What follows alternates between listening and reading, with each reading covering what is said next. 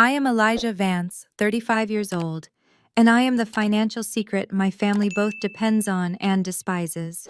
I spent the last 10 years transforming my father's small hotel business into an international empire, all while my mother and older brother tell the Atlanta community that I'm the family failure. Yesterday, my brother's wedding planner called. My invitation to the wedding was officially canceled.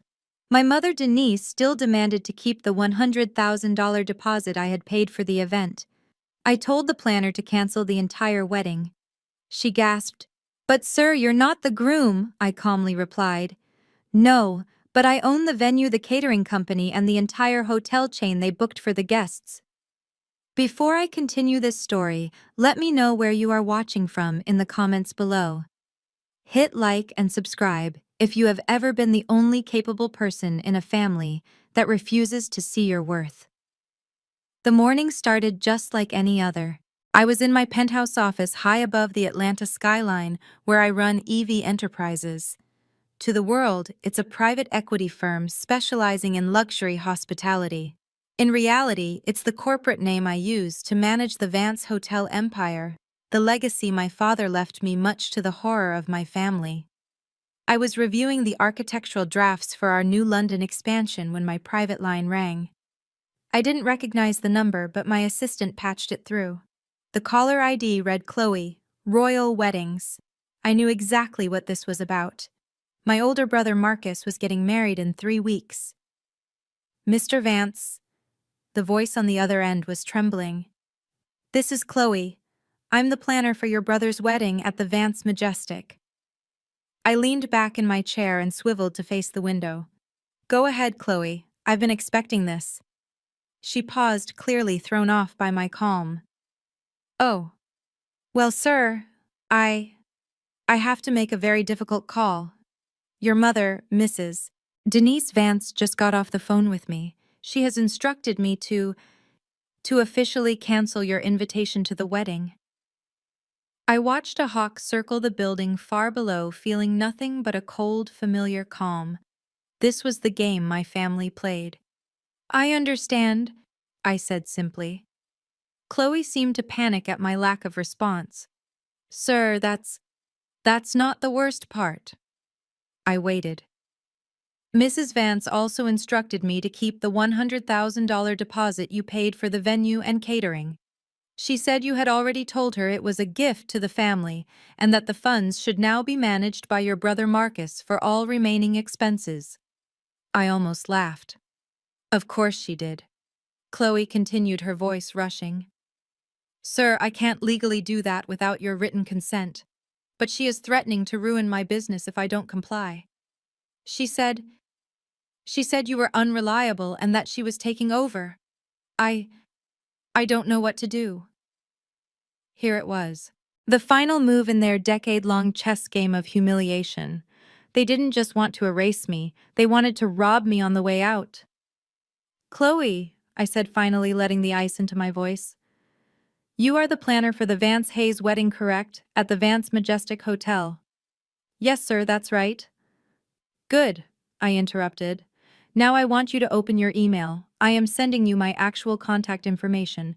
You are no longer speaking to Elijah Vance, the Black Sheep brother. You are speaking to E.V., the sole owner of the Vance Majestic Hotel Royal Catering and the Beacon Hotel chain." "I see. And what about the deposit, Chloe?" "The $100,000 I paid to secure the venue." There was a sharp intake of breath on the other end. I could hear her shuffling papers, her professional calm completely gone. "That is the main problem, sir. Your mother, she was very specific. She said the deposit was a gift from you to your brother. She demanded that my company keep the funds and apply them to the remaining balance for the wedding. She said you wouldn't be disputing it." I let the silence hang in the air, long and heavy. This was the ultimate insult. They didn't just want me gone. They wanted to use my money to celebrate my exclusion. They wanted to fund their perfect party by spitting in my face. The audacity of it was almost impressive. "Chloe," I said, and my voice was so cold it surprised even me. "Cancel the entire wedding." "What, sir, Mr. Vance, I can't do that. I'm just the planner. I don't have the authority.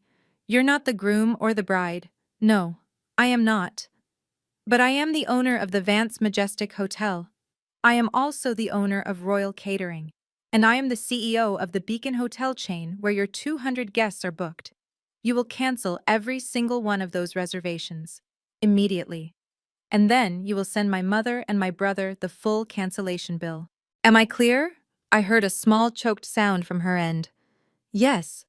Yes, Mr. Vance. Perfectly clear. Good. I hung up the phone, cutting off her panicked thanks. I stood and walked to the floor-to-ceiling window looking down at the city I practically owned. My expression was hard. My mother and Marcus were greedy, but they weren't this strategic. This level of social assassination, this calculated move to seize my money while publicly shaming me, had the fingerprints of only one person.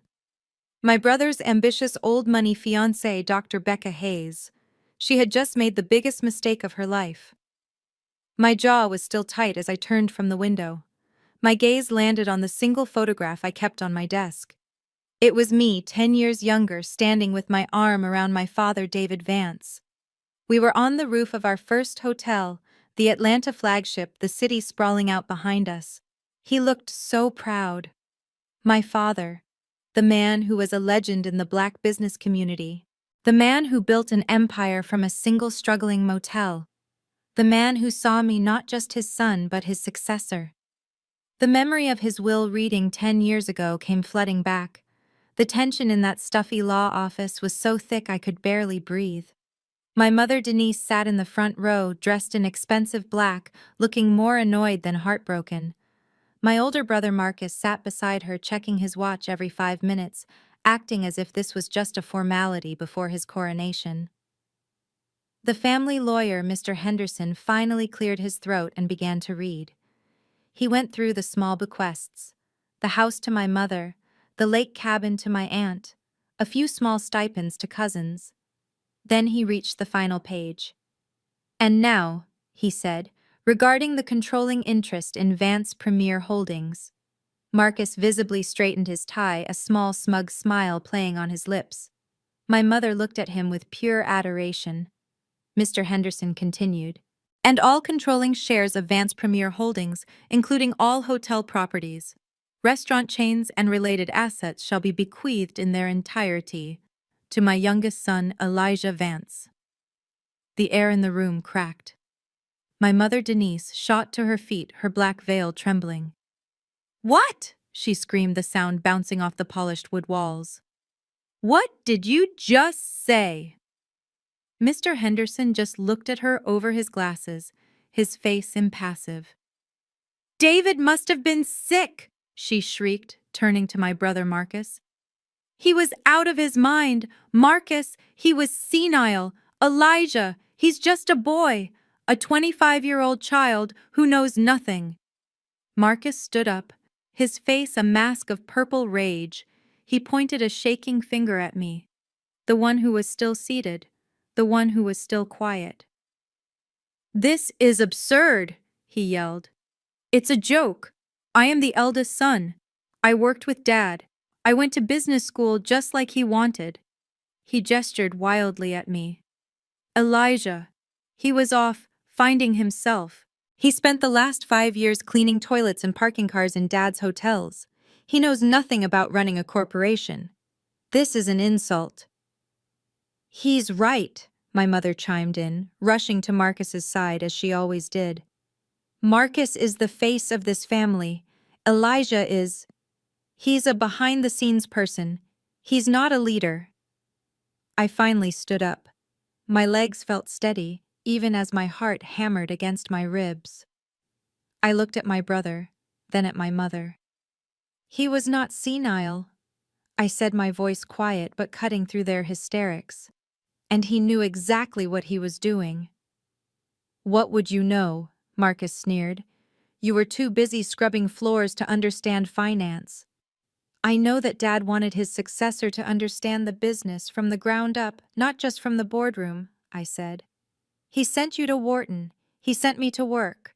I've spent the last 5 years in housekeeping in Chicago, in guest services in Miami, in the kitchens in New York, and in valet in Los Angeles. I didn't just park cars, Marcus. I learned the logistics, the staffing, the payroll, and the supply chain. I know every weakness in this company and every strength. I understand this corporation in a way you never will.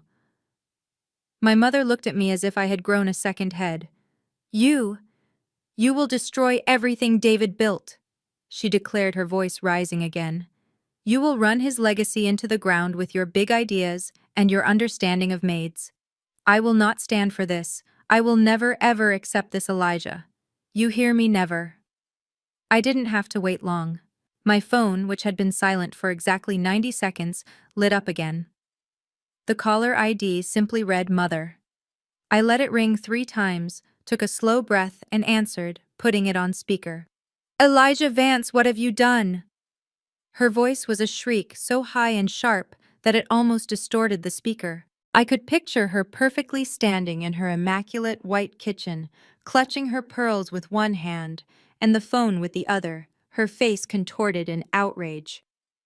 The hotel just called Marcus, she screamed, not even waiting for me to speak. They said the wedding is canceled. Canceled. Do you know what this means? Do you have any idea the humiliation you have just caused this family, Becca's family, the Hayes? They are going to think we are absolute trash. I swiveled my chair back to face the skyline. Hello, Mother. I see Chloe called you faster than I expected. Don't you hello mother me, she shrieked. You fix this. You call them back right now and you tell them you made a mistake. You tell them you were confused. I don't care what lie you tell, but you fix this. You fix this now. There's nothing to fix, I said, my voice flat and devoid of emotion. I simply withdrew my funding for an event I was explicitly uninvited from. You can't have my money and kick me out at the same time, Mother. It just doesn't work that way. There was a sudden sharp silence on the other end. She had clearly expected me to grovel, to apologize, to be desperate to get back in her good graces. My calm defiance threw her completely off her script. When she spoke again, her voice was lower, trembling with a different kind of rage. Withdrew your funding, how dare you? That money was a gift to your brother, a gift for his wedding.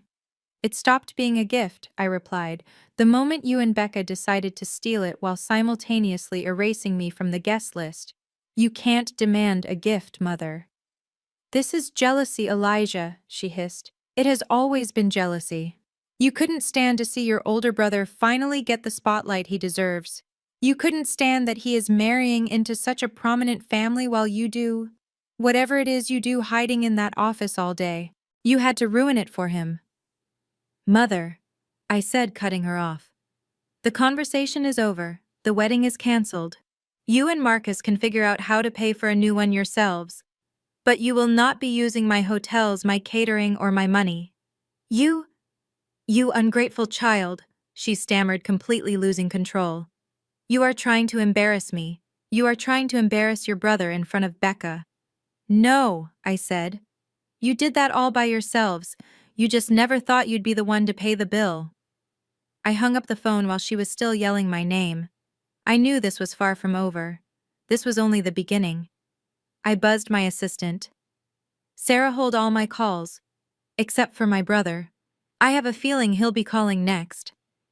There was a sharp, stunned silence on the other end of the line. The screaming stopped, replaced by the sound of my mother's ragged breathing. When she spoke again, her voice had completely changed. The shrieking rage was gone, replaced by a cold, calculating tone that was in its own way far more dangerous. Elijah, that was a mistake, she said, her voice dripping with forced patience, as if speaking to a child having a tantrum. This is all just a misunderstanding. I waited, saying nothing. A misunderstanding, she repeated. You see, Becca, well, her family, the Hayes, they're very traditional. Traditional. I repeated the word, tasting like ash. Is that what we're calling it now? They're from a different world, Elijah, she snapped, her condescension returning. They're old money, white. They have certain expectations. They just thought it was peculiar, that the younger brother was so much more. She hesitated, searching for the word, so much more established than the older brother. Becca just wants Marcus to look like the provider, the man of the house. It's about his image, Elijah. She was trying to help him. And she helps him by erasing me from the family photo. I said, the coldness in my own voice matching hers. By canceling my invitation and then demanding to keep my money, you're telling me she committed theft just to protect my brother's ego. It's not theft if it's family, she hissed. It was just a small adjustment to make everyone comfortable. I was not comfortable, I stated. I was disrespected, and I will not pay $100,000 for the privilege of being humiliated. I don't care. The mask of calm finally shattered and her shriek returned louder this time. I don't care about your feelings or your comfort. I promised Becca a wedding of the century. I promised her family. You will not ruin this for me. You will not ruin this for Marcus. You will call that hotel back, and you will restore everything. You owe your brother that much. I stood up from my desk. The conversation was over. I don't owe him anything, I said, my voice final. And I don't owe you anything either, Mother. You should know better than anyone. Don't ever threaten the man who holds your finances. I hung up the phone. For a full minute, I stared at the device, the silence of my office feeling absolute. Then I buzzed my assistant. Sarah, I said, get our legal team on the line. I want all family trust funds frozen, immediately. Sarah's voice on the intercom was strained. Mr. Vance, your brother, and a Dr. Hayes are here. They don't have an appointment, but they're insisting. Before I could even press the button to reply, my office doors burst open. Marcus stormed in, his face red and blotchy, looking exactly like the entitled, overgrown fraternity brother he had always been. But the real force of nature was the woman beside him. Dr. Becca Hayes. She was exactly as I had pictured. Tall, blonde, and impeccably dressed in a severe designer suit that probably cost more than my first car. She was a neurosurgeon from a white, old-money New England family, and she carried herself with an air of absolute, unshakable superiority. She was the one pulling the strings. She looked around my office, her lip curling in a faint sneer, as if the entire penthouse was slightly distasteful to her. "What the hell do you think you're doing, Eli?" Marcus yelled, slamming his hands down on my desk. He didn't even call me Elijah anymore, just Eli. I slowly looked up from my work, took off my reading glasses, and placed them deliberately on the desk. "Good morning, Marcus." "Becca, I wasn't aware we had a meeting." "Cut the crap," Marcus snapped. "You know exactly why we're here. You froze the accounts. You froze my account. You froze Mom's account. She's completely losing it. She's been calling me all morning screaming, 'You need to unlock the funds. Now.'" Becca remained silent, watching me with cold, analytical eyes, like I was a problem to be solved, or more accurately, a tumor to be excised. I leaned back in my chair, steepling my fingers. "The family trust fund is not a right, Marcus. It's a privilege. It is a discretionary bonus paid out by the corporation Vance Premier Holdings, and as the CEO of that corporation, I have a fiduciary duty to review all non-essential expenses." Marcus's jaw dropped. Non-essential. My life is non-essential. Mom's life is non-essential. Your $5,000 dinners and Mother's shopping sprees in Paris are certainly non-essential, I replied. The corporation is simply reviewing its overhead. Things are tight. "You're worth billions," Marcus shouted. "The corporation is," I corrected him, "and I protect the corporation. Always." Becca finally spoke. Her voice was just as I imagined, cold, precise, and utterly dismissive. She placed a perfectly manicured hand on Marcus's arm, silencing his sputtering instantly. "Marcus, darling, that's enough. You're letting him upset you." She turned her cold blue eyes on me. "Elijah," she said as if addressing a disobedient child, "let's stop this childish little game. I don't know who you think you're frightening, but this entire charade is tiresome." She took a step closer to my desk, her expensive perfume filling the air. "My father is Judge Robert Hayes. I'm sure you're aware of his name. He is a very influential man. He has friends in every sector of this city, including banking and hospitality." She let the threat hang in the air. "It would be a terrible shame," she continued, if your little hotel management job suddenly ran into, shall we say, regulatory problems. A few phone calls and this impressive office could be facing a very thorough audit. Are we understanding each other? I met her gaze. She was good. She was used to wielding her family's power like a weapon, and she clearly believed it was her trump card. She believed I was just some small-time manager who had stumbled into a position of minor power. She had no idea who she was dealing with. I allowed a small, cold smile to touch my lips. A judge? That is impressive, Becca. I would very much like to meet him. In fact, please give him my regards. I leaned forward, clasping my hands on the desk. And when you speak to him, perhaps you and I can all have a discussion. We could talk about regulatory problems. We could also discuss why exactly a member of his future daughter-in-law's family felt it was appropriate to tell my wedding vendors that my $100,000 deposit was a gift. The reaction was immediate and deeply satisfying. Becca's perfectly plucked eyebrows shot up, and for the first time her mask of cold superiority slipped. A flicker of genuine panic flashed in her eyes before she masked it. Marcus just looked confused. What? What are you talking about, Eli? Becca knows I said never taking my eyes off her. She knows that she instructed my mother to cancel my invitation and keep my money. An interesting move for a family concerned with traditional appearances. I wonder what a man like Judge Hayes, a man of the law, would call that.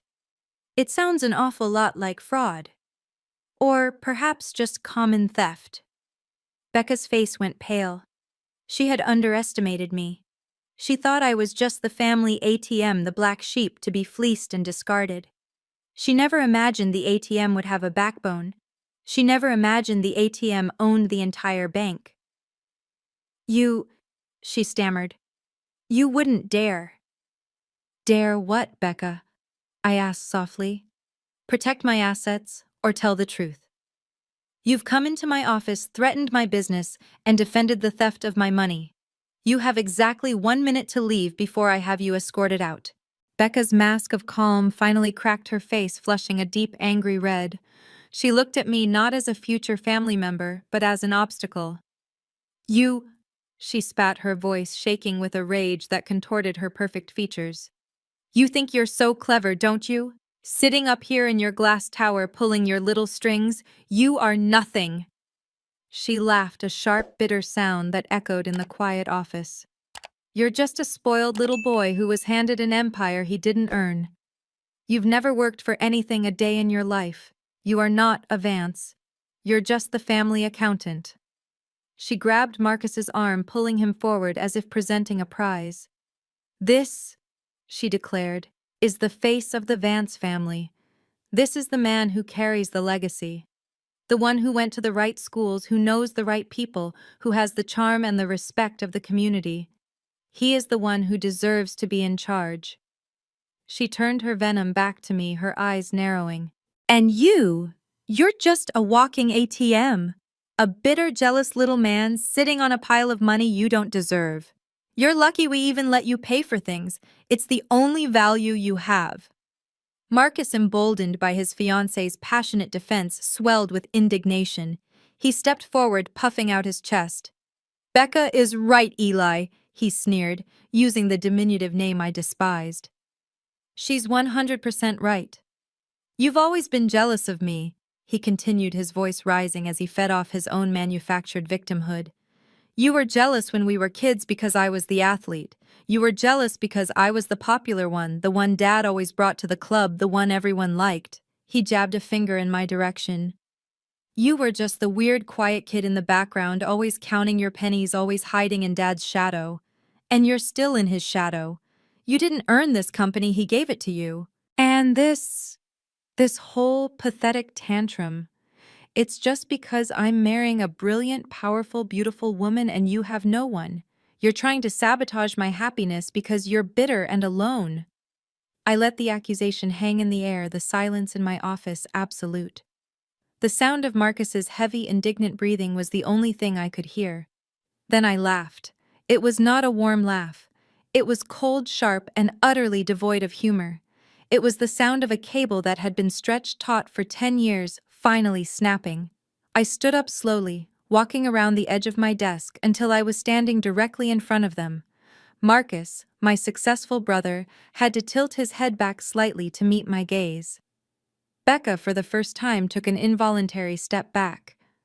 "Jealous?" I asked, my voice quiet. "Jealous of you, Marcus." "You're damned right," he stammered, trying to regain his footing. "Let's be clear about the last decade," I said, my voice cutting through his bluster. "For 10 years I have paid off your maxed-out credit cards every single month. That respect you get at the club, it's because I pay your dues. The luxury car you drive, it's leased in the company's name, my company." Marcus's face went white. Becca's eyes darted from me to him, a flicker of uncertainty in her cold expression. "You talk about your career," I continued, "but you haven't held a real job since Dad died. You're a consultant who has never landed a single client. You're a political hopeful." I let that hang in the air. "Let's talk about that, shall we?" "I am a respected member of this community," Marcus insisted, but his voice was weaker. "Are you—" "I funded all 3 of your disastrous failed campaigns for city council, Marcus. Every single lawn sign, every rubber chicken dinner, every backroom deal you tried to make. It was all paid for by me from the little brother you're so clearly superior to. You weren't building a legacy, Marcus. You were just spending my money." I turned my gaze to Becca, who looked as if she had just swallowed acid. "This face of the family you're so impressed with, this legacy you're marrying into, it's an illusion. It's a hollow shell that I have been financing to keep our mother happy. The legacy you're bragging about is my money, and the party is over." I stepped back to my desk and pressed the intercom button. "Sarah," I said, my voice returning to its normal professional calm, "please send security up to my office immediately. Mr. Vance and Dr. Hayes are leaving." "You can't do this," Marcus whispered, his face crumbling. "I already have," I replied. 2 uniformed security officers, men I employed, appeared at the door. "These 2, I said, gesturing to Marcus and Becca, "do not have an appointment. Please escort them from the building."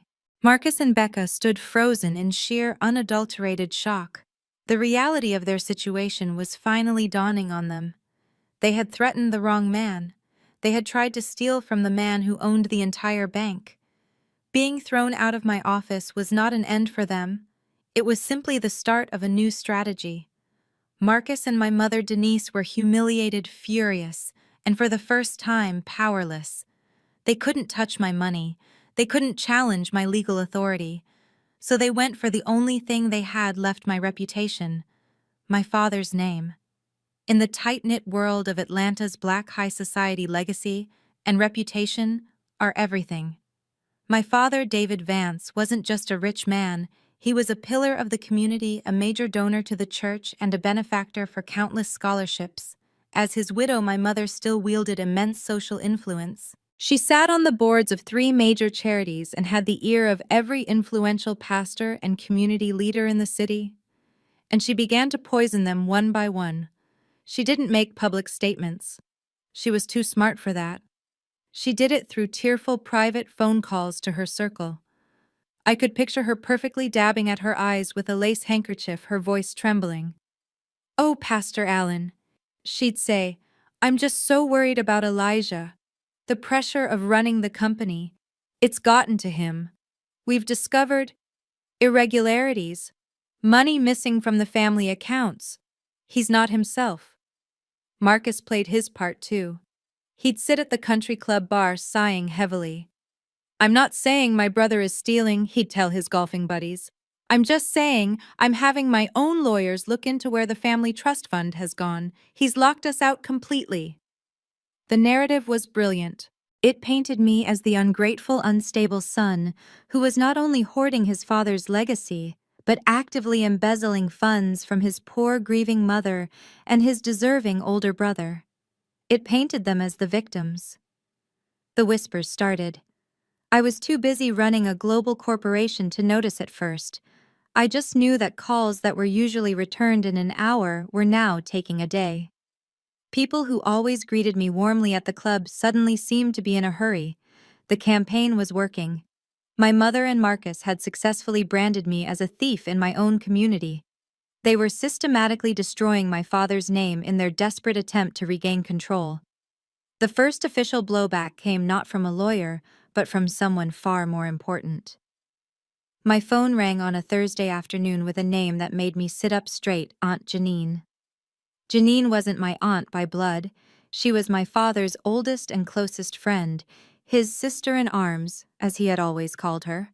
She was a 65-year-old powerhouse, a retired judge, who now ran the largest HBCU scholarship fund in the state.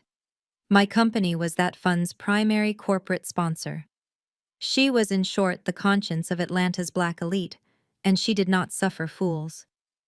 "Elijah," she said, her voice lacking its usual warmth. There was no "hello, baby," no pleasantries, just my name spoken like a judgment. "I am calling you directly, nephew, because what I am hearing is troubling my spirit." I leaned forward, my stomach tightening into a cold knot. "Aunt Janine, it's good to hear from you. Tell me what's wrong." "What's wrong, Elijah?" she said, her voice sharp. "Is that your mother has been calling every single member of my board. She has been on the phone with Pastor Allen. She has been weeping in the ear of anyone who will listen." She took a deep, steadying breath. "Denise is telling people that you have misappropriated family funds. She is painting a picture of a son who is unstable. She is telling them you are using the company accounts to pay off massive secret gambling debts." I felt the blood drain from my face. Gambling debts. It was so specific, so vile, so perfectly designed to destroy my credibility as a businessman. She also said, Janine continued, her voice tight with distaste, "that you are trying to extort Marcus. She claims this entire misunderstanding about the wedding is because you are demanding more money to allow him to marry Becca. That you're blackmailing your own brother." She finally paused, letting the toxic accusations hang in the air between us. "So I'm going to ask you one time, Elijah Vance, as the woman who held you the day you were born. Is any of this true? Is this how David Vance's son is behaving?" "Aunt Janine?" I said, my voice low and shaking, not with fear, but with a cold fury I had never felt before. "That is all, every single word of it, a complete and total lie. It is not just false, it is the exact opposite of the truth." I heard her let out a long, slow sigh. "I thought so," she said, the warmth flooding back into her voice. "You are too much like your father to be a common thief or a gambler. David Vance knew how to build, not how to steal." "Then you know what's happening," I said, the words coming fast. "They are desperate. I cut them off. Now they're trying to destroy my name so they can justify taking control." "I know what I am seeing," Janine corrected me, her judicial tone returning. "And what I'm seeing is Denise and Marcus dragging your father's legacy through the mud. They are using his good name to spread poison. Elijah, this is no longer just a family dispute. This is a public execution of your character. They are attacking the Vance name, and you need to control this narrative before it controls you. The charity gala is next week. People are whispering. They are expecting you to be a no-show. You need to fix this, Elijah, and you need to fix it fast." Aunt Janine's warning was still echoing in my ears when my assistant Sarah buzzed me again, her voice hesitant. "Mr. Vance, I'm sorry to interrupt again, but Mrs. Sinclair is on line 1. She says it's urgent regarding the foundation gala." My blood ran cold. Mrs. Sinclair was the chairwoman of the entire HBCU Scholarship Foundation, the gala Aunt Janine had just mentioned. This was the flagship charity event for Atlanta's Black community, an event my father had co-founded, and which I now sponsored as the primary donor. I picked up the phone. "Eleanor, how are you?" "Elijah," she said, her voice strained and full of that specific, polite discomfort. "I am calling about a delicate matter. We are all so grateful for your continued massive support of the gala. Your father would be so proud. I waited. The preamble was a bad sign. It's just that, she sighed. In light of the unfortunate rumors circulating about your family dispute, well, several other key donors have expressed concern. Concern about what, Eleanor? I asked, my voice flat. They are worried about the optics, Elijah. They are worried that your presence might, how do I put this, cause a distraction from the purpose of the evening, which is, of course, the students. There it was, the polite shiv. I, the main sponsor, was being asked to stay away from my own event. So you're disinviting me, I stated. It wasn't a question. Oh no, dear, not at all, she rushed to say. We would never. We are simply asking if you might consider perhaps making your donation publicly but gracefully bowing out of the public-facing event this year, just until this unpleasantness with Denise and Marcus blows over. I felt a blinding white-hot rage so cold it felt like ice in my veins. My mother's lies had worked. She had successfully poisoned the well, turning my father's own friends and his most beloved charity against me. I see, I said, my voice dangerously quiet. Thank you for letting me know, Eleanor. You've made the situation perfectly clear. I hung up the phone. The humiliation was absolute. It wasn't about the party. It was about them succeeding. They had attacked my character and won. I realized then in that moment that canceling the wedding was not enough. That was just a business transaction. This was a war for my father's legacy. They had built their entire social platform on my father's name and my money, and they were now using that platform to destroy me. I realized I didn't need to just cancel the wedding.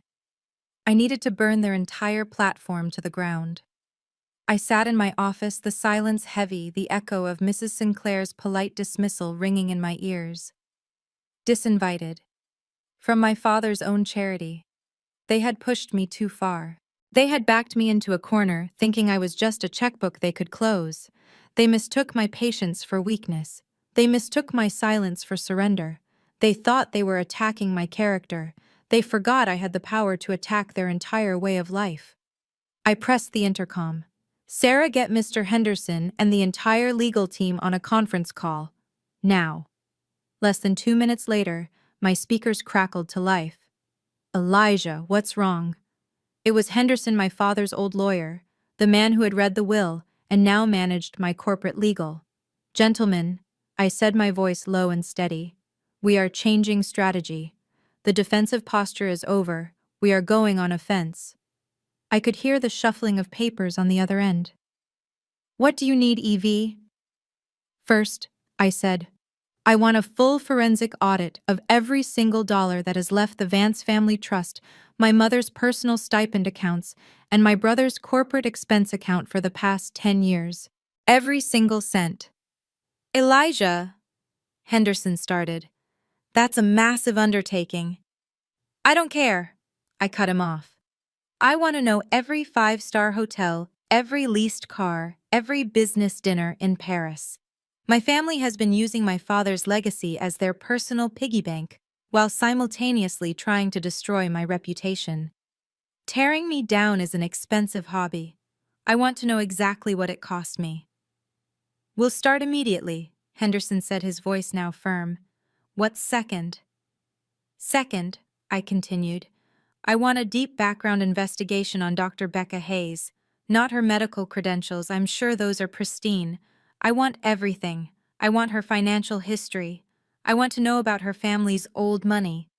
I want to know her credit score, her past relationships, any legal entanglements, any hidden debts, any private settlements. She wants to marry into the Vance family.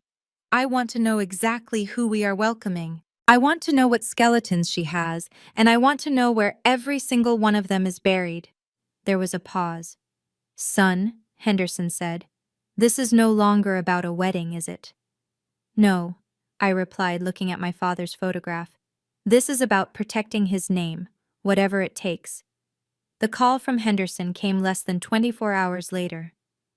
I was expecting a preliminary report on my mother's extravagant spending or a list of Marcus's failed business ventures. I was not expecting the gravity in my lawyer's voice. "Elijah," he said, and he sounded tired. "We have a problem. A much bigger one than your brother's ego." I felt my stomach clench. "Go on, Henderson." "The audit on Marcus and your mother is, well, it's exactly what you'd expect. Marcus has been using his corporate card to fund his entire life, and your mother's charity donations are creative, to say the least. But that's not why I'm calling." He paused, and I heard him take a deep breath. "While my team was auditing the main trust, they cross-referenced disbursements with other corporate accounts. They found an anomaly, a series of significant unauthorized wire transfers." "Unauthorized how much?" "We're looking at just over $1.5 million in the last 6 months alone," Henderson said. "Small amounts at first, then larger. All funneled to an offshore shell corporation registered in the Cayman Islands." I stood up from my desk. This was no longer about family drama. This was high-level corporate fraud. "Who?" I asked, my voice flat. "Marcus. Is he that stupid?" "That's the part that's bothering me," Henderson replied. "It's not Marcus, and it's not your mother. The transfers aren't coming from the family trust accounts they have access to. These are coming from a different department. They're sophisticated, routed through 3 different subsidiaries to mask their origin. This is a professional job, Elijah. Whoever is doing this knows our corporate structure." A cold dread settled over me. This was an internal attack. "We ran the registration for the shell company in the Caymans," Henderson continued, his voice dropping.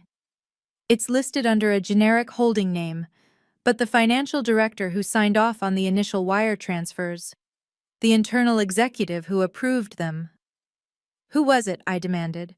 "A junior executive in the finance department. A man named Thomas. Does that name mean anything to you?" I searched my memory. "No, should it?" "Perhaps not," Henderson said. "But my investigator ran his name, and for the past 6 months Thomas has been making very large, very regular cash deposits. And he's also been seen on multiple occasions outside of work with Dr. Becca Hayes." I stared at the phone, the name Thomas echoing in my mind. Becca Hayes and a junior finance executive. It didn't make sense. "What's the connection, Henderson? Is she blackmailing him, paying him off?" "It appears to be a personal relationship, Elijah," Henderson said, his voice grave. "My investigator ran surveillance. They met 3 times this week at a hotel. Not one of yours, thankfully. It's an affair, son. She's been sleeping with him." I felt the blood drain from my face. This was infinitely darker than I had imagined. "It gets worse," Henderson continued. "We looked at the projections for the account this Thomas has access to. He's been setting up a new, much larger wire transfer. $3.5 million. It's scheduled to go through the Monday after the wedding, the same day she and Marcus are supposed to leave for their honeymoon." The pieces clicked into place with horrifying clarity. Becca didn't care about Marcus's image. She wasn't just a snob. She was a predator. The $1.5 million she'd already siphoned was just a trial run. The wedding was her grand finale. She was planning to marry my brother, gain the Vance name, and then, while they were supposedly on their honeymoon, she and her lover were going to empty the account and disappear. And Marcus? "My God," I whispered, sinking into my chair. "She's not marrying him despite him being a fool. She's marrying him because he's a fool." "Exactly," Henderson said. "Marcus isn't her partner in this, Elijah. He's her cover. He's the naive pawn she's using to gain access to the family. He has no idea. He thinks he's marrying into an old money family, but the truth is, she thinks she's pulling off the heist of a lifetime using your brother as a shield." I thought back to her in my office. Her arrogance, her threats about her father, the way she called me a walking ATM. She wasn't just trying to put me in my place. She was assessing me. She was trying to see if I was a threat to her real plan. She wasn't just trying to steal my deposit, she was trying to steal my company. I let the information settle for a full hour. My rage was a cold, hard stone in my gut. They hadn't just insulted me, they had declared war on my father's legacy. Becca Hayes wasn't just a snob, she was a con artist, and she was using my family as her mark. I picked up the phone and dialed my mother. I didn't wait for her to speak. "Mother," I said, letting a weary, defeated sigh carry through the line. "You win. This whole thing has gotten out of control." I heard a sharp intake of breath, a rustle. Then her voice cautious, but dripping with triumph. "Elijah." "What did you say?" "I said you win," I repeated. "This public fight is not good for the company. It's not good for Dad's legacy. You're right. I need to fix this. Can you and Marcus please come to my home tonight and bring Becca? We need to talk. Privately." "To your home?" she asked, surprised. I had never not once invited them to my penthouse. "Yes, 7 p.m., please." I hung up before she could reply.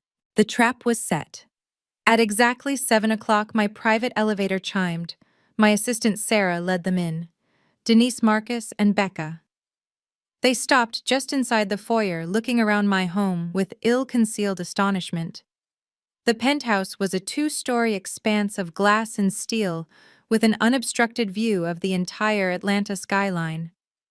It was minimalist modern and worth more than their entire neighborhood combined.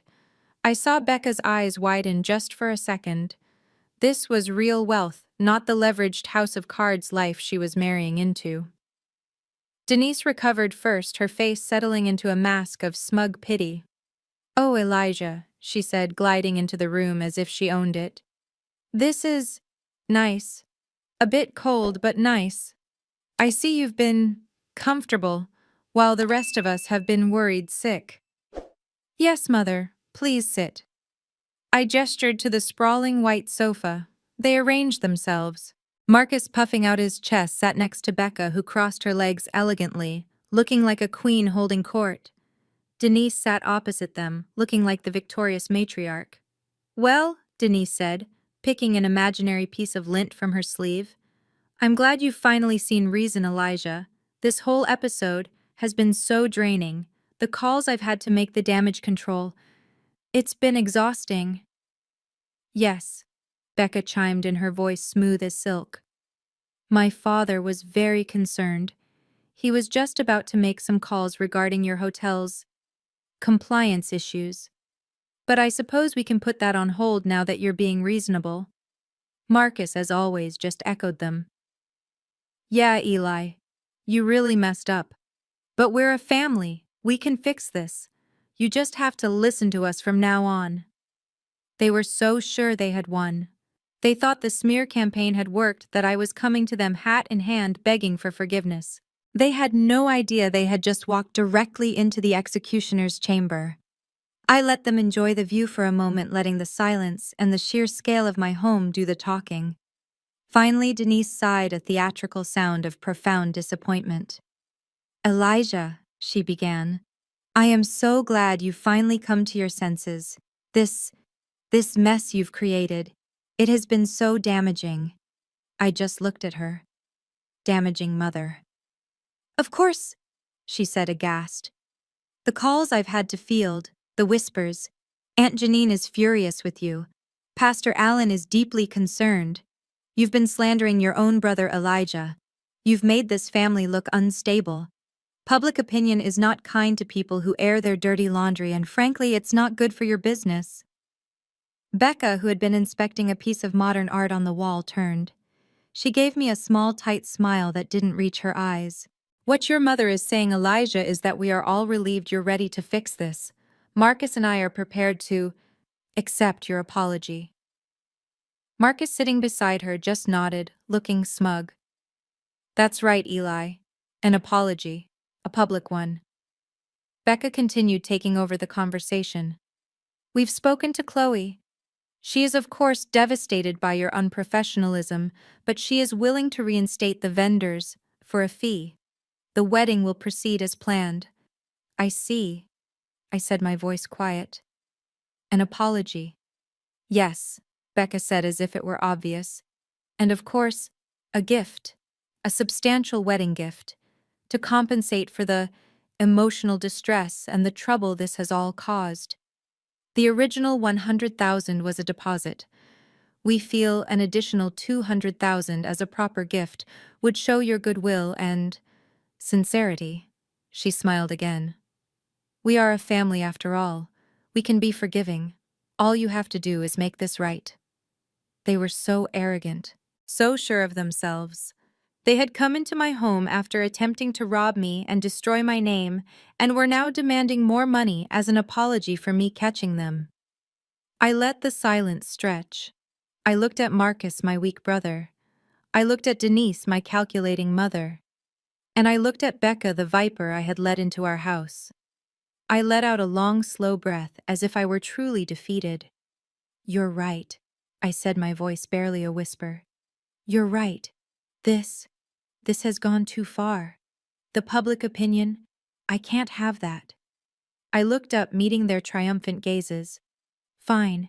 The wedding is back on. I'll call Chloe. I'll apologize. And I'll pay. Denise's face broke into a radiant smile. Oh, Elijah, I knew you'd do the right thing. Becca's smile was colder, victorious. I'm glad we understand each other. I let the silence stretch, watching them. The three of them sat there on my sofa, a united front of greed and entitlement. They had threatened my business, attacked my father's legacy, and demanded I pay them for the privilege. They genuinely believed their social standing was a weapon, and that I, the unstable son, would crumble under the pressure. They had no idea what was really at stake. They had no idea about the corporate fraud. They had no idea about Becca's affair. They thought this was just another family squabble they could win through sheer force of will. I let out a long, slow sigh, a performance of pure defeat. I ran my hands over my face, as if exhausted by the fight. I've been thinking, I said, my voice barely a whisper. You're right. I looked up, making eye contact with my mother. You're right. This public fight. It's not good for the company. It's not good for Dad's legacy. I saw Marcus's chest swell slightly. Becca's lips twitched, fighting a smile. The wedding, I continued. It has to go on. I'll restore everything. I'll call Chloe. I'll tell her it was a misunderstanding. I'll unfreeze the funds. The relief in the room was instantaneous. My mother, Denise, let out a shaky breath.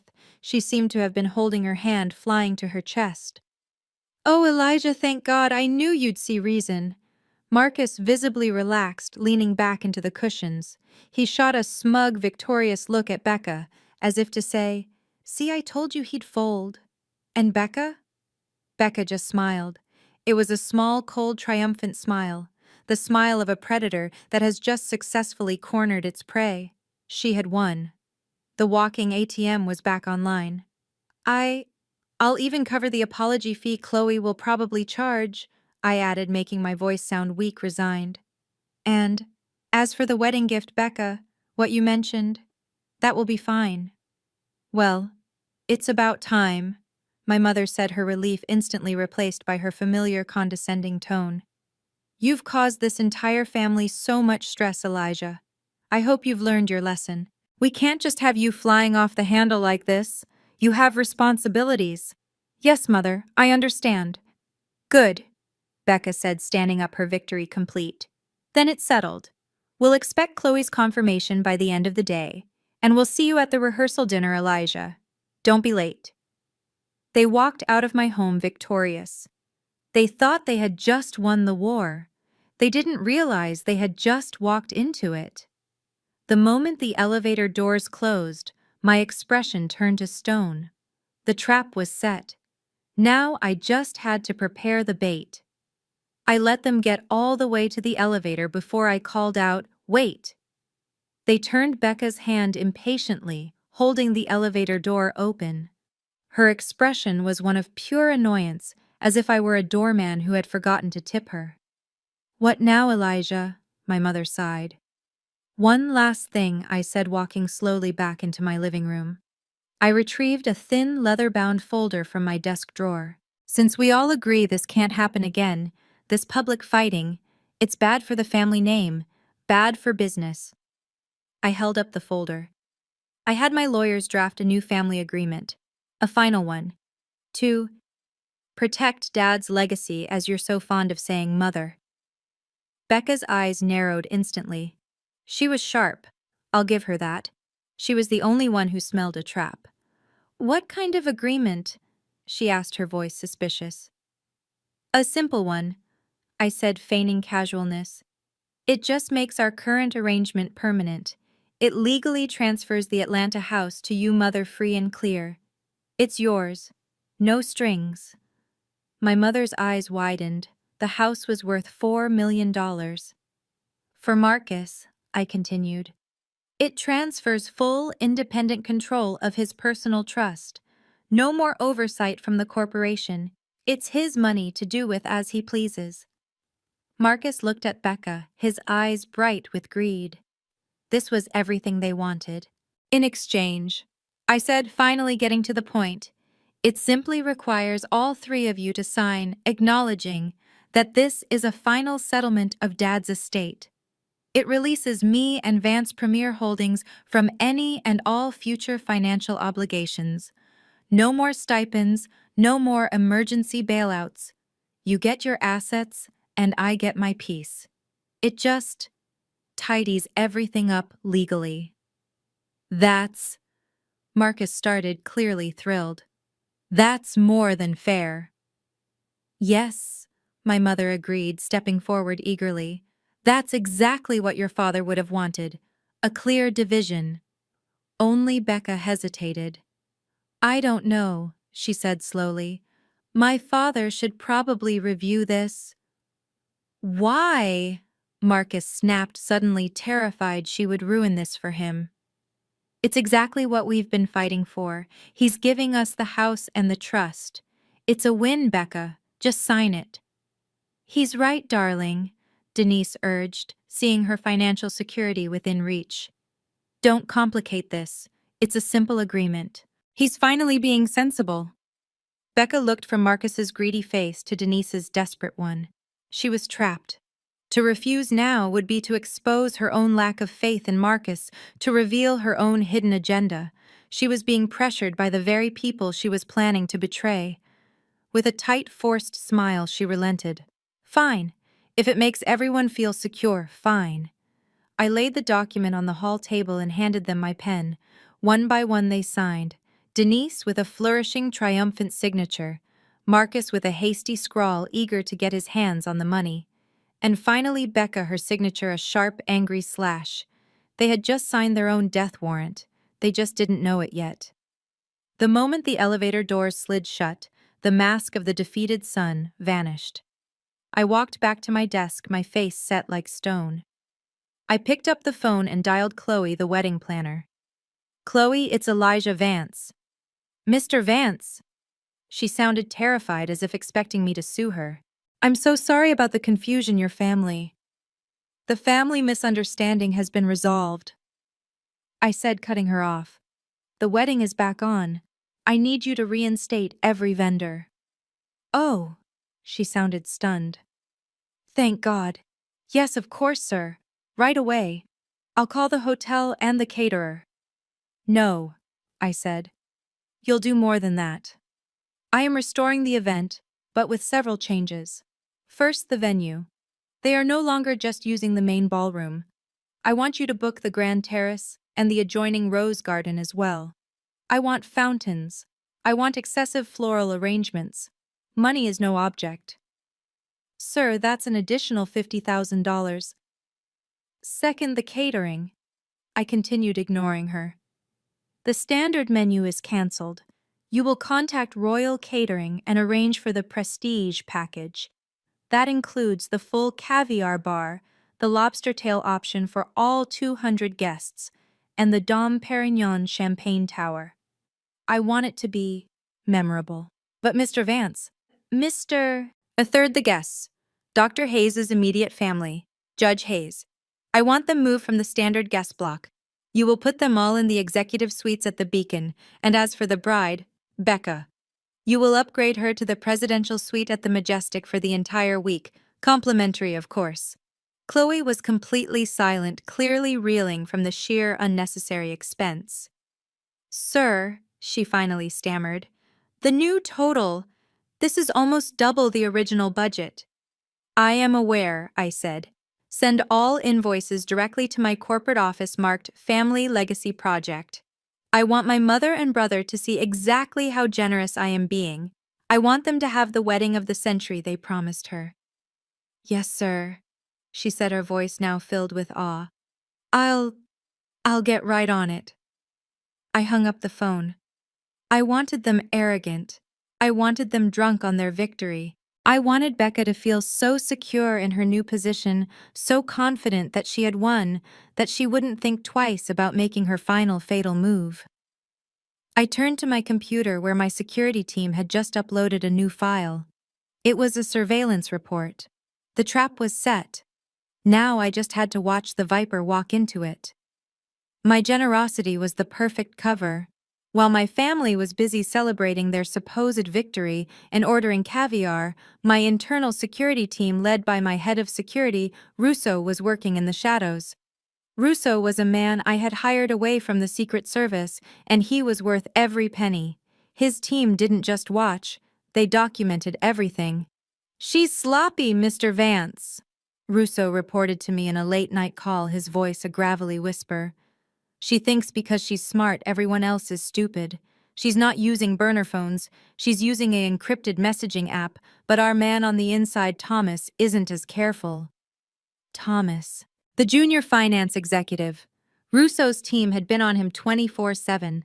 They painted a picture of a man in over his head, terrified but infatuated, a classic pawn in Becca's game. They met again tonight, Russo continued. At the hotel in Midtown, we have audio from the adjoining room. He played a snippet. Becca's voice was clear, sharp, and commanding. The transfer must happen at 9 a.m. sharp, Thomas. Not a minute before, not a minute after. We'll be at the church. My alibi will be perfect. By the time anyone notices, we'll be on a plane to Zurich. Russo's voice cut back in. She's convinced him to transfer $3.5 million.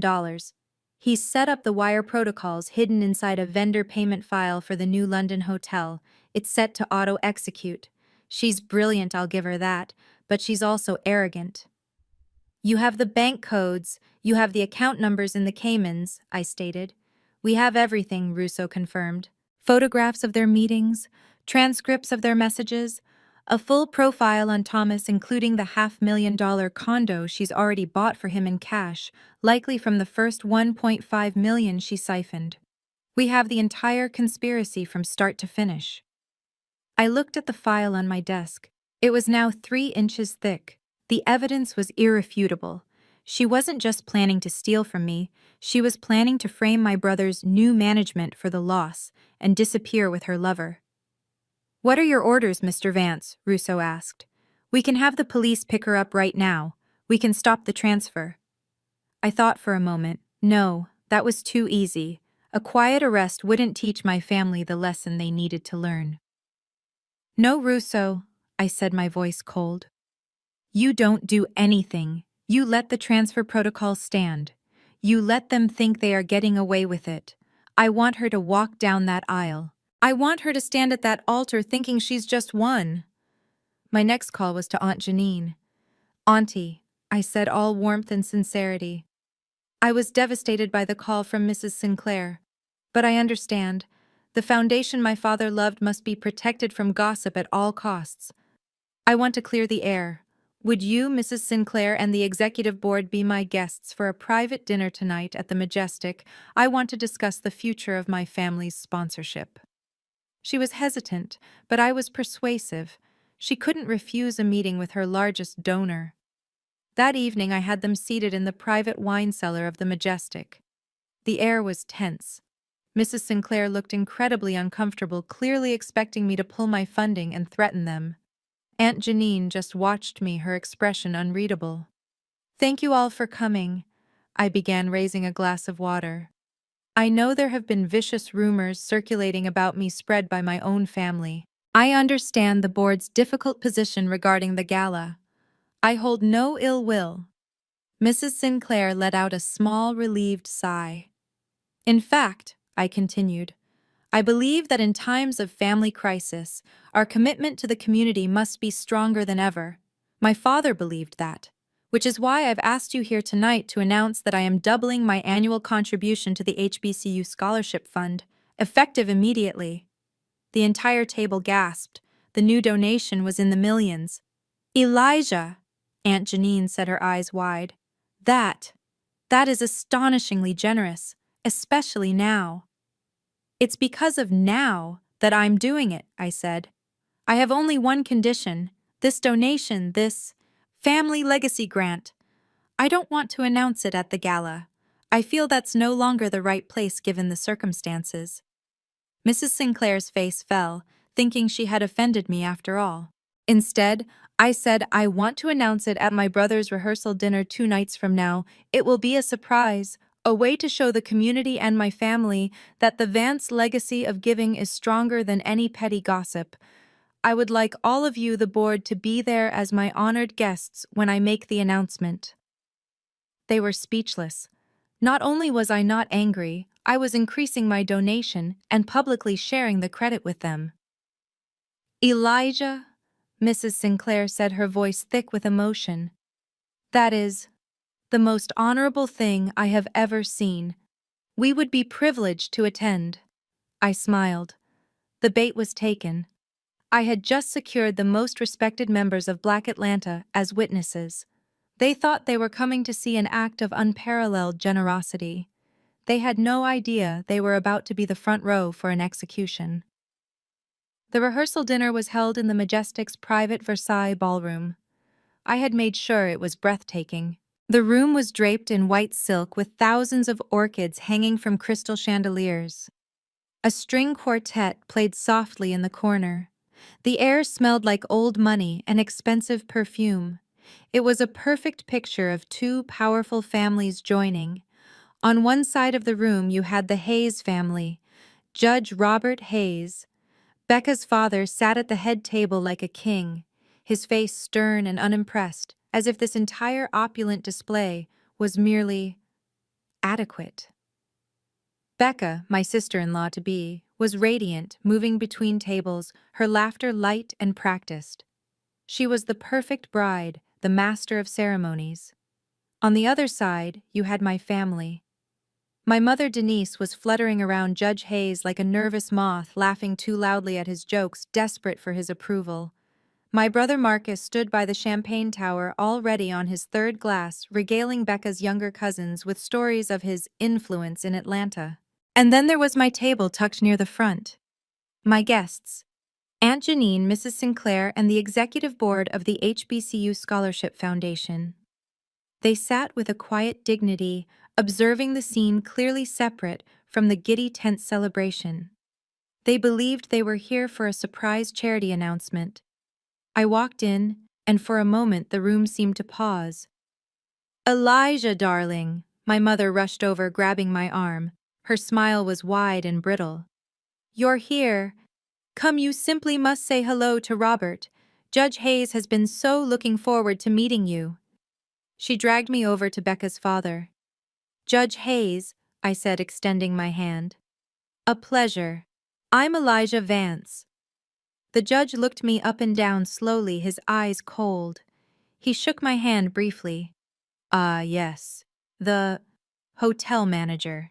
Becca mentioned you. I understand there was some confusion about the wedding plans. I smiled a polite, empty smile. Just a small family misunderstanding, Judge. All sorted out. I wouldn't miss my brother's celebration for the world. See, my mother cooed, patting my arm. All sorted. I politely excused myself and moved to my own table, taking my seat beside Aunt Janine. Thank you all for coming, I said quietly. Elijah, what is this really about? Aunt Janine whispered, her eyes sharp. Just a small family matter, Auntie, I replied, straightening my tie. A matter of legacy. Just then, Becca and Marcus moved to the center of the room, tapping their champagne glasses for a toast. The room quieted down. Marcus looked flushed and proud. Becca looked like a cat who had just swallowed a canary. This was their moment of triumph. Marcus stood up, his face flushed with champagne and pride. He tapped his glass with a fork, the clear ringing sound cutting through the low murmur of conversation. "If I could have everyone's attention," he said, beaming. "Everyone, thank you. My beautiful fiancée Becca would like to say a few words." He looked at her with such blind adoration, it was almost pathetic. Becca rose slowly, a vision in white silk. She commanded the room without even trying. Every eye was on her. She picked up her champagne flute and gave a small, modest smile as if she were overwhelmed by the attention. It was a masterful performance. "Thank you all so much for coming," she began, her voice sweet and melodic. "It means the world to Marcus and me to have both our families here tonight. To see the Hayes and the Vances come together like this. It's just a dream come true." She paused, her eyes scanning the room, landing for a moment on her father, the judge, who gave her a curt nod of approval. "I want to thank my incredible parents for their endless support," she continued. "And of course my new family. Denise, you have been a rock. Marcus, you are my world." She then turned her gaze directly to me. Her smile widened, but it didn't reach her eyes. This was the part she had been waiting for. "And," she said, raising her glass slightly in my direction, "a very, very special thank you to Elijah." The room became even quieter. Everyone knew who I was. Everyone had heard the rumors. This was pure theater. "I know," Becca said, her voice dropping into a tone of gentle, forgiving sincerity, "that we had a few small misunderstandings along the way. Planning a wedding is so stressful, isn't it?" She gave a light laugh, and a few people laughed with her. "But I want everyone to know," she continued, looking right at me, "that Elijah has truly shown what family is all about. He has proven himself to be the most generous of men. He stepped up in a way that, honestly, it's just breathtaking. He has single-handedly funded this entire beautiful event. We couldn't have done it without him." It was a perfectly delivered insult wrapped in a compliment. She had just publicly reduced me to my bank account. She had painted me as the difficult child who had finally relented and paid up. "So please," she finished, her smile radiant, "everyone raise your glasses to my brother Elijah for his incredible generosity." The room erupted in applause. My mother Denise was dabbing her eyes, thrilled. Marcus was clapping enthusiastically. Aunt Janine and Mrs. Sinclair at my table looked at me with confusion and pity. They thought I had caved, that the rumors were true, that I had been forced to pay for my brother's wedding. I simply smiled, picked up my own glass and took a slow sip. I held their gaze. Then I set my glass down and slowly, deliberately stood up. It was my turn. The applause was loud, a mix of polite respect for Becca's touching words and genuine enthusiasm for the perceived family reconciliation. I let the sound wash over me, holding my champagne glass and smiling. I looked at Becca. She was smiling radiantly, her eyes glittering with pure, unadulterated victory. I looked at Marcus, who was clapping me on the back, a heavy, patronizing gesture of ownership. I looked at my mother, who was dabbing her eyes with a cloth napkin, a perfect portrait of a proud matriarch who had successfully brought her wayward son back into the fold. I glanced at my own table. Aunt Janine wouldn't meet my gaze. Mrs. Sinclair and the other board members looked deeply uncomfortable, their expressions a mixture of pity and embarrassment for me. They all thought I had been defeated. They thought the rumors of my instability and my desperation were true. They thought I had been forced to buy my way back into my family's good graces. I waited. I let the applause die down completely, until the only sound was the distant murmur of the quartet. Every eye was on me, expecting a short, humiliated speech of thanks. "Thank you, Becca," I began, my voice carrying easily in the silent ballroom. "That was a remarkable speech, and thank you all for that very warm welcome. I looked around the room, making deliberate eye contact with Marcus, with my mother, and finally with Judge Hayes, Becca's father. Becca is right, I said, my smile unwavering. Generosity is an interesting word. It's a word that has defined the Vance family for a long, long time. My father, David Vance, believed deeply in generosity. He believed in giving back to his community. I turned and raised my glass toward Aunt Janine and the foundation board. He believed in supporting our institutions, our churches, and our schools. He believed that our success was not our own, but was something to be shared. I paused, turning my attention back to the head table. But my father also believed that generosity and respect were two sides of the same coin. He believed that family legacy wasn't just about money, which seems to be the main topic of conversation this evening. I heard my mother let out a small, sharp gasp, but I didn't stop. He believed legacy, I continued, was about integrity, about honesty, about protecting the family name from those who would exploit it. And I've heard my name mentioned a lot recently, in board meetings, in private phone calls with pastors, at the country club. I hear I've been unstable. I hear I have gambling debts. I hear I am trying to blackmail my own brother. The room went absolutely still. You could hear a pin drop. Marcus froze his champagne glass halfway to his mouth. Becca's smile was gone, replaced by a mask of wary confusion. My mother looked like she had just seen a ghost. So, I continued, my voice still light, still conversational. I just want to take this opportunity in front of both our families to clear the air, to set the record straight. I turned my full attention to Judge Hayes. Judge, I was introduced to you earlier as the hotel manager. I understand the confusion. My family, they have enjoyed that little joke for years. But the truth is, I'm not just the manager of the Vance Majestic. I let my gaze sweep across every shocked face at the head table. I am the sole owner. I own this building. I own the catering company serving your food. I own the entire Vance Premier Holdings Corporation. My father left it all to me. The collective gasp in the room was audible. Judge Hayes's face went rigid. Marcus looked like he couldn't breathe. Becca's knuckles were white on her glass. I am not in my father's shadow, Marcus, I said, looking directly at my brother. I am his shadow. I am the man who has been quietly running this empire for 10 years.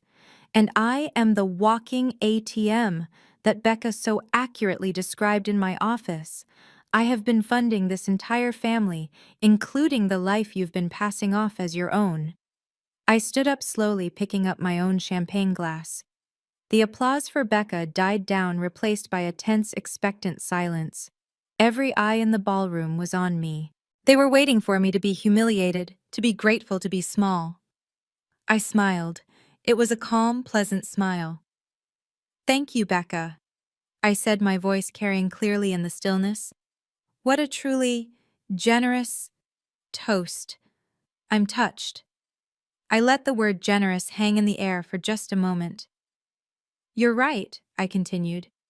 There has been a lot of talk about family lately, about legacy, about generosity, and about misunderstandings.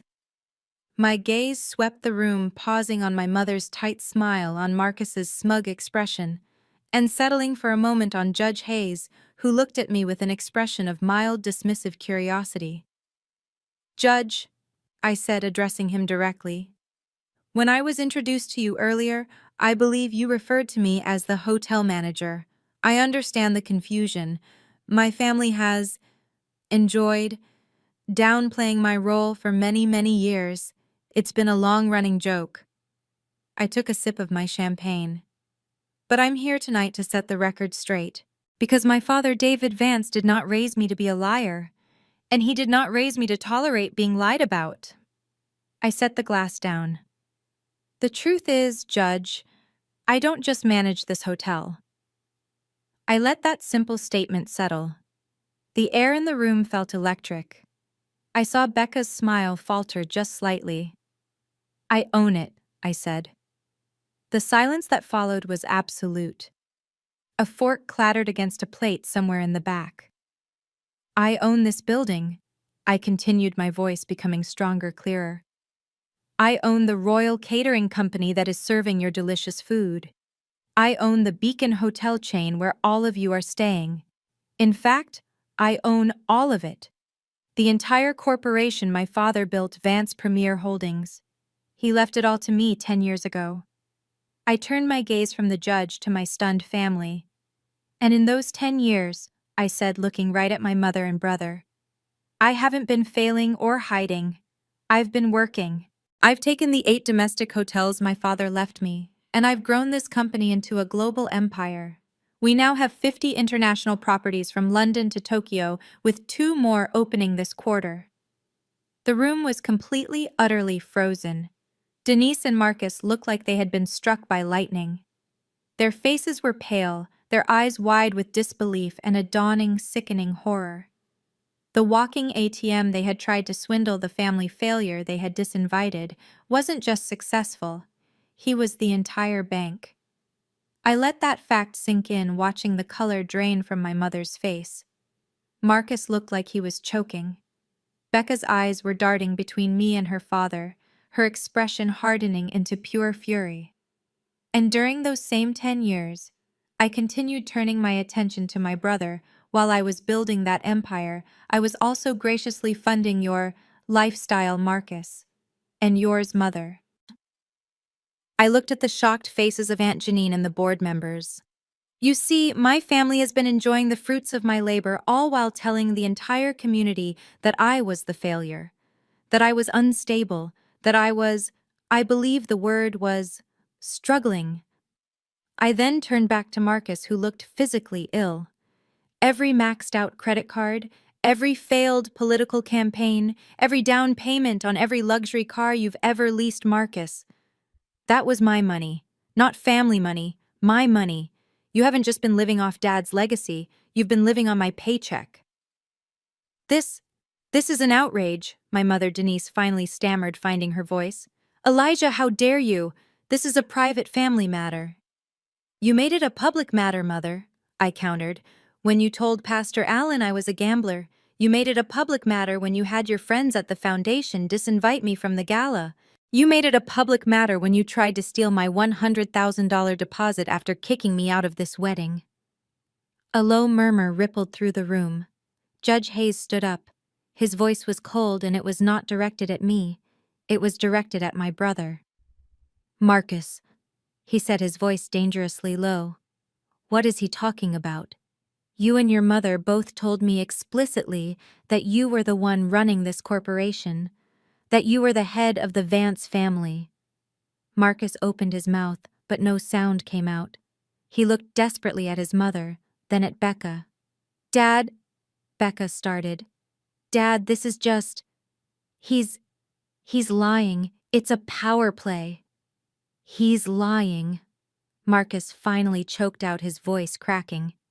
Dad, Judge, he's lying. He's twisting everything. He's always been jealous of me. He's trying to sabotage my wedding. Lying, I asked. My voice was dangerously soft now. You want to talk about lying, Marcus? I turned back to the room, to the shocked faces of our community, to the horrified face of Judge Hayes. He's right, I'm not just jealous. I'm angry. I'm angry because this small misunderstanding about the wedding started when my mother and my brother conspired to cancel my invitation and then steal my $100,000 deposit. A collective gasp went through the room. My mother looked like I had physically struck her. Elijah, that is a lie, she hissed. Is it? I countered. I have the call logs from Chloe, the wedding planner, documenting your exact request. She's willing to testify. You didn't just disinvite me. You tried to make me pay for it. That's why I canceled the wedding. That's why I froze the accounts. Judge Hayes looked at Becca, his face as hard as granite. Is this true, Becca? Did you know about this? Becca's face was pale, but she held her ground. It was a family matter, Dad. A misunderstanding. Denise was handling it. I had nothing to do with it. That, I said, is the first honest thing you've said. Because you're right. You didn't have anything to do with that part. I paused, letting all the attention in the room focus solely on her. $100,000 is petty cash to you, isn't it, Becca? You're not interested in family deposits. You're not just marrying Marcus for his name. You're after something much, much bigger. What are you talking about? She snapped, her composure finally breaking, her voice sharp. I am marrying Marcus because I love him. No, Becca, I said, shaking my head. You're not. You're marrying him because he's a fool. You're marrying him because you thought he was the key to the Vance fortune. You didn't just want $100,000, you want all of it. This is insane, Marcus yelled. He's lost his mind, Becca. Don't listen to him. He's not insane, I said. He's just gullible. Tell me, Becca, does the name Thomas mean anything to you? A junior executive in my finance department? The man you've been meeting at a midtown hotel 3 times a week. The man you've been having an affair with for the last 6 months. Becca's face was a mask of pale, controlled fury. I have no idea what you're talking about. She hissed, her voice low and threatening. Thomas is just some employee. You are delusional. Marcus, completely lost, looked from me to her. Becca, who is Thomas? What is he talking about? What affair? He's talking about your fiancé's lover, I said, letting the word drop into the dead silent ballroom like a stone. How dare you? Becca shrieked, taking a step toward me, her hand raised as if to strike. You vile, jealous, bitter man. You're making this up to ruin me. Am I? I asked. I didn't move. I didn't even flinch. I simply raised my right hand high above my head where everyone in the room could see it. And I snapped my fingers.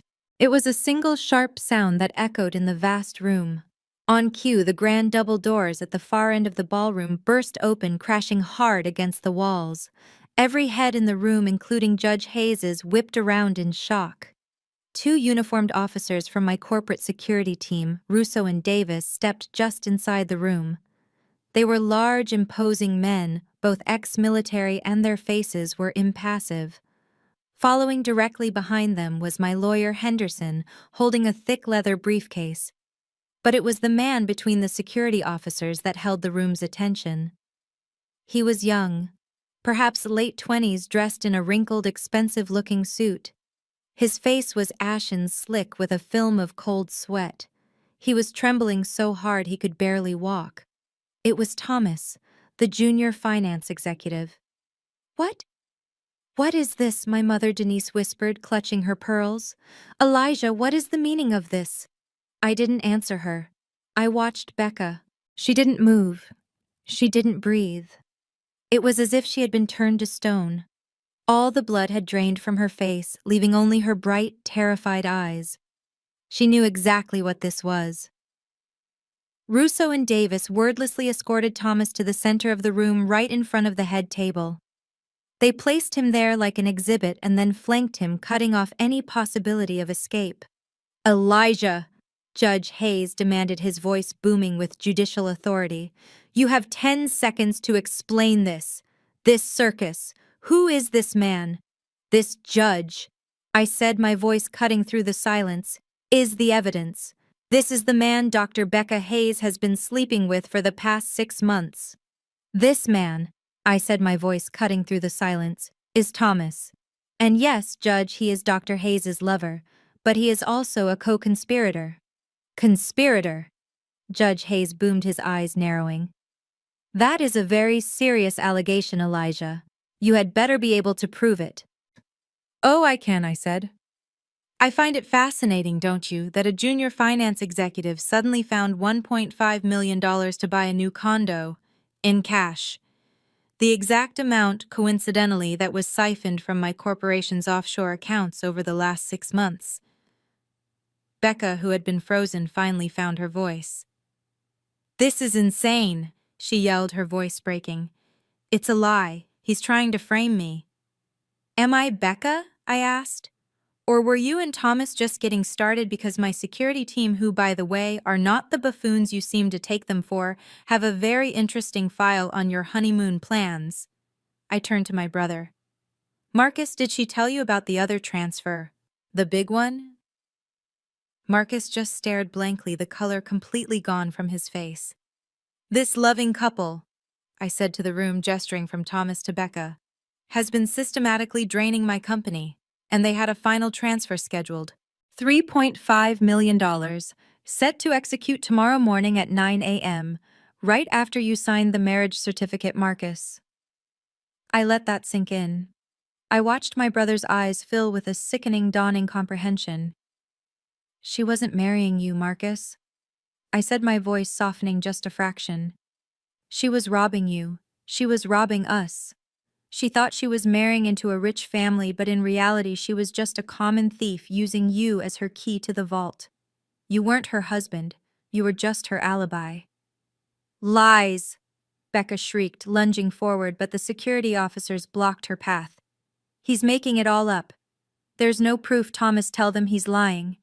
Thomas, who had been silent and trembling, just crumpled, sobbing into his hands. I'm sorry, he wept.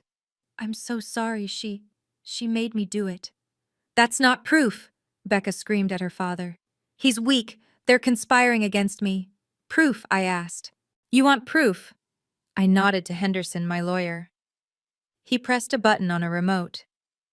The large screens on either side of the ballroom, which had been displaying a tasteful slideshow of Marcus and Becca, flickered to black. And then a video feed appeared. It was grainy, black and white. A hotel bar. It was Becca and Thomas, heads close together. And the audio was crystal clear. The transfer must happen at 9 a.m. sharp, Thomas. Becca's voice filled the ballroom. Not a minute before. My alibi will be perfect. By the time anyone notices, we'll be on a plane to Zurich. The audio from the hotel bar clicked off, plunging the Versailles ballroom into a heavy, suffocating silence. Every person in the room was frozen. Becca stood there, her face a mask of waxy, pale horror. Thomas was still sobbing on the floor. My mother, Denise, was holding onto the back of a chair, her knuckles white, her mouth wide open in a silent scream. The first person to move was Judge Robert Hayes. He turned his head slowly, not toward me, but toward his daughter. When he spoke, his voice wasn't a yell. It was a low, terrifying growl that shook the entire room. Becca, is this true? Becca's head snapped up. Her eyes were wild. No! She shrieked, her voice cracking. No! He's lying! It's him! He set this all up! He faked that video. He's paying this man to lie. He's been trying to ruin me from the start. She pointed a shaking finger at me. He's jealous. He's jealous of me and Marcus. He's a vindictive, pathetic little man, and he's lying to all of you. But her denial was frantic, hollow. No one believed her, not even her father. I didn't bother to respond. I just watched my brother Marcus. Marcus hadn't said a word. He was staring at Becca, his face slack with a dawning, sickening realization. He looked at her, his fiancée, the woman he adored. Then he looked at Thomas, her lover. Then he looked at my mother, his co-conspirator. And finally, he looked at me, the man they had all tried to destroy. He saw the whole picture. He realized he wasn't the face of the family. He was the fool, the pawn, the cover. Betrayed by his mother, betrayed by his fiancé, and utterly ruined by his little brother. He made a small choking sound and physically staggered, collapsing back into his chair. I looked at him, my brother, the golden child, and I felt absolutely nothing. No pity, no anger, just an ending. You can have her, Marcus, I said, my voice cutting through the silence. Really, you both deserve each other. Then I turned to my mother. She was still frozen, her eyes wide with terror, finally understanding what she had done. Mother, I said, do you remember that new family agreement you were so eager to sign last night, the one I had my lawyers draft? She just stared at me, trembling. It's already been filed with the court. It's effective immediately, I said. Just like I promised, the Atlanta house is now legally yours. But as the agreement states, all family trust funds, all stipends, and all corporate accounts are permanently terminated. You're on your own. Good luck. Denise let out a small, strangled whimper. The house was hers, but she had just lost the millions required to maintain it. She had just signed away her entire lifestyle. I picked up my champagne glass from the table. I held it high, addressing the entire shocked, silent room. "Congratulations on the wedding," I said. "Don't worry, it's all paid for. The caviar, the champagne, the flowers, all of it. Consider it my parting gift to this family." I set the glass down untouched. I straightened my tuxedo, glanced at my lawyer Henderson, who gave me a single sharp nod, and I turned my back on all of them. I walked out of the ballroom. I didn't rush. I walked slowly, my footsteps echoing on the marble floor. I walked out, leaving them all behind in the wreckage, in the ruin, in the dead cold silence. The fallout from that night was swift and brutal. My legal team, acting on the evidence, immediately contacted the authorities. Dr. Becca Hayes and her lover Thomas were arrested the following morning, just hours before the wedding was scheduled to begin. They were charged with multiple counts of wire fraud conspiracy and attempted grand larceny. The scandal was explosive. Judge Hayes, implicated by his daughter's actions and his own public threats, was forced to recuse himself from the bench pending a full ethics investigation. His reputation, built over a lifetime, was left in tatters. He publicly disowned Becca, stating he had been deceived like everyone else. Marcus, my brother, was perhaps the most pathetic figure in the fallout. He was humiliated, left at the altar by a woman who had been arrested for trying to rob his family. The wedding was, of course, cancelled. But his humiliation was just beginning. That simple family agreement he and my mother had signed was ironclad. The day after the rehearsal dinner, I had the legal right to enforce it. The family trust fund was permanently dissolved. With no income, no fiancé, and no prospects, Marcus was forced to sell the Atlanta mansion I had just signed over to my mother. The house was his only asset. He had to use the proceeds to pay back the enormous debts he had secretly accumulated over the years, debts he had assumed I would just continue to pay forever. And my mother, Denise. Her punishment was perhaps the worst of all. She had her house, but she had lost her son, her money, and the one thing she prized above all else, her social standing. The Black community in Atlanta is tight-knit, and the story of her greed, her lies about her son, and her complicity in Becca's scheme spread like wildfire. She was removed from the charity boards. Pastor Allen publicly condemned the sin of familial greed. Her friends stopped answering her calls. She was, in a word, finished. I stood in the ballroom of the Majestic a month later at the HBCU Scholarship Gala. This time, I was the guest of honor. After I had cleared my name, I doubled my donation as promised. Aunt Janine stood beside me, her hand on my arm as we watched the crowd. "Your father would be so proud, Elijah," she said, her voice soft. "Not just of what you've built, but of how you protected it." I looked out at the sea of faces, all of them smiling at me, respecting me. My mother and brother were nowhere to be seen. They were pariahs. "Legacy isn't about money, Aunt Janine," I said, finally understanding. "It's about respect." And as I raised my glass to the crowd, I smiled. I was, for the first time in my life, completely and truly free. This story teaches that true power is not about being the loudest voice in the room, but about quiet competence and strategic patience. Elijah was dismissed by his family as the family failure and a walking ATM, yet he secretly controlled the entire empire. While his family obsessed over social status and their own petty humiliations, Elijah focused on protecting the real value of his father's legacy.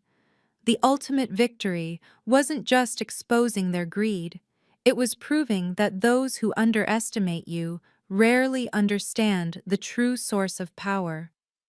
Integrity and silence are the real foundation of a lasting legacy.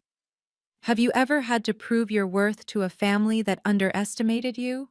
Share your story in the comments below, and don't forget to like and subscribe for more stories of sweet revenge.